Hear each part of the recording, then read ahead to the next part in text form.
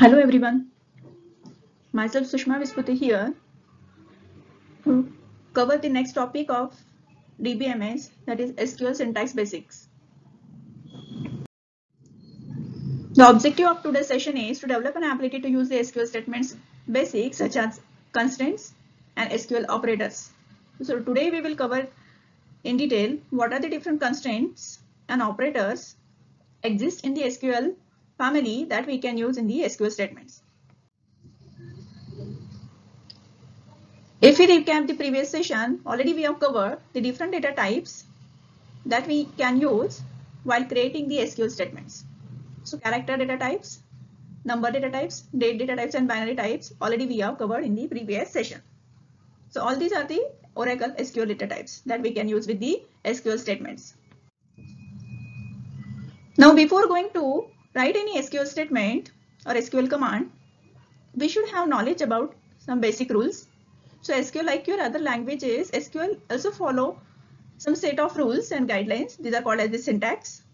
All of you know every language is having some syntax. So here SQL is not a case sensitive. First syntax or first rule that you can remember about the Oracle SQL statement is SQL is not a case sensitive. Means select and select, capital select and small select have the same meaning in the SQL statement. So this is the simple rule that you know, like other languages, here SQL is not a case sensitive. Second syntax about the Oracle SQL statement is every statement end with the semicolon. Here you can note down, student, every statement end with the semicolon. All the SQL statements start with any of the keywords like select, insert, update, delete, alter, drop, create, right? End with the semicolon, right? So if you forget to write the semicolon at the end of the statement, there will be error, right? Your SQL compiler will give you the syntax error. Remember this. But if you are using capital select and small select, your SQL compiler will treat it as the same and it will not give you any error, right? So these are the basic rules that we need to remember while writing the SQL statement. Now another component of the SQL statement syntax is the constraint, right? It is very important component in the SQL statement. It is a feature, right? The main important feature of the SQL language, right? We can apply different constraints while designing the database, while designing the table. You know, the constraints are very important for the accuracy and reliability of the data, right? Constraints are very important for maintaining the accuracy and reliability of the data, and that's why it's very important feature available in the SQL language family also. So what are the constraints here? Constraints are the rules enforced on the data columns on the table. These are used to limit the type of the data that can go into the table, right?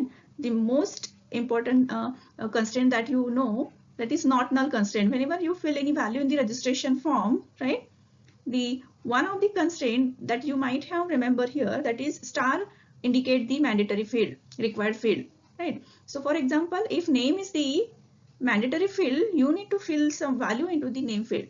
You need to fill your name into the name field, otherwise your false submit button does not perform any insert operation, right? So to apply this constraint, right, you can design the table, right, by using the not null constraint. So that we have to cover in detail in the coming session with the syntax, right? So today only we will have discussion what are the different constraints available in the SQL language, right? Only I will not cover here syntax, right? And in the coming session with demonstration we will have discussion on this SQL constraint, right? Just you can remember here, these are used to limit the type of the data that go into the table, to insert the table. These ensure the accuracy and reliability of the data in the database. So again you can note down here, student, constraint can either be column level or table level. So you can apply this constraint while creating the table. You can apply this constraint at the column level or the table level. Again, the meaning of this column level and table level we will clear in the next coming session with the example, right? And also your external ask this question, what is the difference between column level constraint and table level constraint, and what are the syntax? What are the syntax for applying this constraint at the column level and table level? So you must know this difference, right? That we will cover in the coming session with the example. So column level constraints are applied only to one column, right? Whereas table level constraint can apply to the entire table, right? So just you can remember this. Now what are the different constraints available in the SQL? So this is the list of most commonly used constraints available in SQL. Also one thing you can remember, student, here, while creating the tables, right, these constraints are applied while creating the tables, but this can be verified or checked while inserting the data into the table, right? When we create table, we can apply these constraints, right? But when the data is inserted into the table with the help of GUI graphical user form, for example, registration form on the click event of the button, right? These constraints are checked by the compiler. Right. So we can design the database with the help of this constraint, but these are checked by the compiler while click event of the submit button, right? So here a not null constraint is the very commonly used constraint, right, which ensures that a column cannot have a null value. For example, our star required field, right, always we show in the form, also in Google form we show the star required fields, right. Then default constraint provides a default value for a column when none is specified, right. Again, while inserting the data, if you want by default value, for example, the employee department should be by default computer, right. So while designing the table, while designing the structure of the table itself, you can set this default value.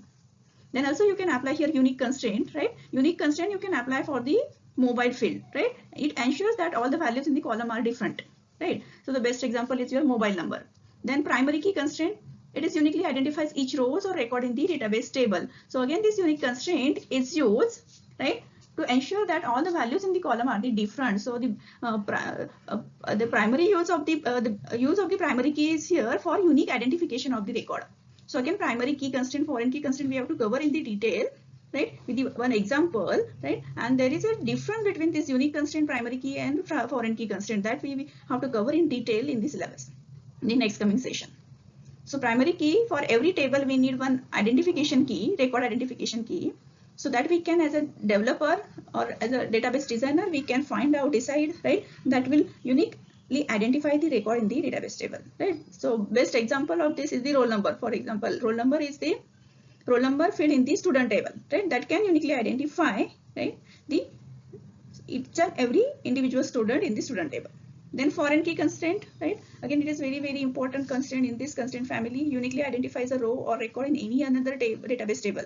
So here in the simple word, you can remember, student, as we say, my database is the collection of related data, interrelated data. So this related data you can create with the help of foreign key. So the foreign key will be primary key in one table, but it will be reference key in the another table. For example, here in the department table, department ID will be primary key, but in the employee table or student table, this department ID will be reference key, right? So with the help of foreign key, you can join the multiple tables, you can combine the data of the multiple tables, right? And also you can normalize your data with the help of primary key and foreign key. That also we have to cover in detail with the example in the coming session. The next is the check constraint. See, foreign key is also called as the reference key. The next is the check constraint. This check constraint ensures that all the values in the column satisfy the certain condition. For example, you want to apply the check constraint for the salary of the employee table. Then the condition will be this salary should be greater than 10,000 at least. Okay, so if you want to apply this constraint while creating the table, you can apply with the check constraint. Then the best example of the check constraint is the minimum balance in my account. If we take the example of banking application, so we want the minimum balance in the account, that is 500, right? So minimum balance in the account you can set with the help of check constraint by using some relational operator, right? Then index also you can create while designing the table, used to create and retrieve the data from the database very quickly. Right, so again, index is a very important component in the SQL language, right? That we have to cover in detail with example, and also practical separate assignment is there on the indexing. And so we have to use all these constraints in the practical assignments, right? So with demonstration, we will explain all these constraints and indexing concept, right, in the next coming session. So what are the different operators exist in the SQL family? An operator is a reserved word or a character used primary in an SQL statements where clause to perform some operations. Right? As usual in like other languages, also some operators exist in the SQL language. Right? So we use these operators in the where clause of the SQL statement to perform some operations. So such as comparison and arithmetic operations, right? Like your other languages, there exist some comparison operators and arithmetic operators. And these operators are used to specify some condition in an SQL statement and to serve as conjunction for multiple condition in the statement. The use of this operator is same as the other programming languages, right? So already you are familiar with these operators. Only we will see what are these operator exist in the SQL family, their spellings and their names here, right? So these are the four basic categories of the operators. Those exist in the SQL arithmetic operator, then comparison operators, then logical operators, and operators used to negate the conditions. So like your other languages, these are the operators: plus for addition operation, minus for subtraction operation, then star for multiplication operation, then slash for division operation, and mod for modulus operations we can use in the SQL statement to perform the arithmetic operations. Now next is the comparison operators. Like other languages, your SQL also provides some comparison operators that we can use to solve the queries. For example, if you want to display all the students where attendance is less than 75%. If I want to display the students with this attendance less than 75%, I will use here less than operator to solve the query. So my query will be select student name from student table where attendance is less than 75%. So query will display all the students with the attendance less than 75%. Similarly, if I want to display all the students with the unit test marks greater than 80%. So again I will use here greater than symbol, right? Greater than operator to retrieve all the students with the unit test marks greater than 80%. So my query will be select student name from student table where my result is greater than 80%. So here we have used less than and greater than operators to solve the queries here, right? So similarly, as per the application requirement to solve the different queries, we can use here equal to, not equal to, right? Or greater than, less than symbol, right? So here is the equal to operator which checks if the value of two operands are equal or not. If yes, then condition becomes the true.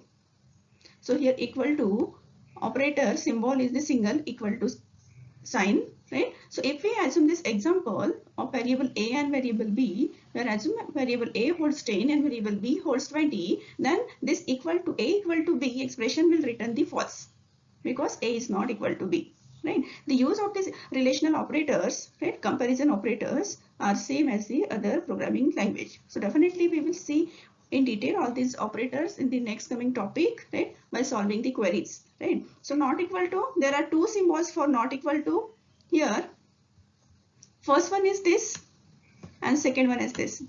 So both you can use for not equal operations. So it checks if the values of two operands are equal or not. If values are not equal, then condition becomes true. So for our example, A is not equal to B, it will return true because A is not equal to B, right? So this is another symbol for not equal to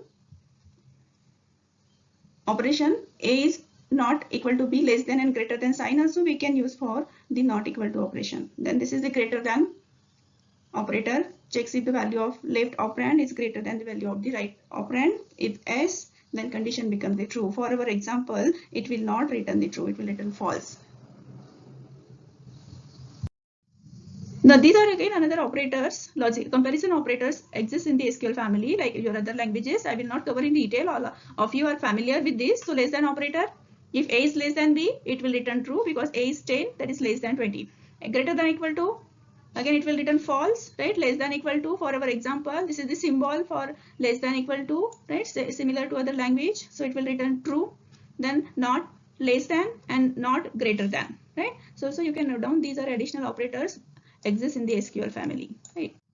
So there are, like your other languages, also exist some logical operators. Here is the list of logical operators. So the all operator is used to compare a value to all values in another value set. Then AND operator, some basic and logical operators, you know, and, or, not, right? Along with this, some additional operators are there, like all. Then AND operator allows the existence of multiple conditions in SQL statements where clause, right? If you want to compare the salary while retrieving the data, for example, select all the employees with the salary 10,000 and 20,000. So it will retrieve all the employees with the salary 10,000 and 20,000. We want we want both the conditions should be true, right? So then we use the AND operator, right? Similarly, all operator is used to compare the value to all the values in another set of values, right? So with example, we will cover in the coming session all these operators. Then any operator is used to compare a value to any applicable value in the list. Here only it will compare any applicable value in the list as per the condition, right? Then between operator is used to search for values that are within a set of values given the minimum value and the maximum value. So between operator is used to compare the range of values. For example, I want to display all the students with the attendance between 50% and the 90%, right? So my query will be select student name from the table where my attendance is between between 50% and the 90%. So here always we use AND operator with the between to compare the range of values. Then like your any all, there is exist operator. Exist operator is used to search for the presence of a row in a specified table that meets the certain condition. Again we will cover in detail while solving the query, this exist operator. Then in operator is used to compare the values to a list of literal values that have been specified. Right, so here again if you want to compare the set of values, for example if I want to display all the employees of the three departments, that is computer, IT and mechanical. So here I will use in operator, select employee name, in bracket you can mention the department name, IT and mechanical. Like operator is used for string matching. If you want to display all the student starting with the A letter, that you can do with the like operator. Then not operator is the negate operator, and it reverses the meaning of the logical operator that we discuss now, right, with which it is used. For example, not exist, not between, not in, right. So we can use this not operator with all these logical operators to reverse the meaning. Right. Then for example not in, so it will display all the employees those are not in the list. Then OR operator is used to combine the multiple condition in a SQL statement where clause, that is either or condition will be satisfied. And is null operator is used to compare value with a null value, right. So all these are the logical operators exist in the database family. So I hope all are clear with the different operators and constraints those we can use with the SQL statements while creating these statements, right.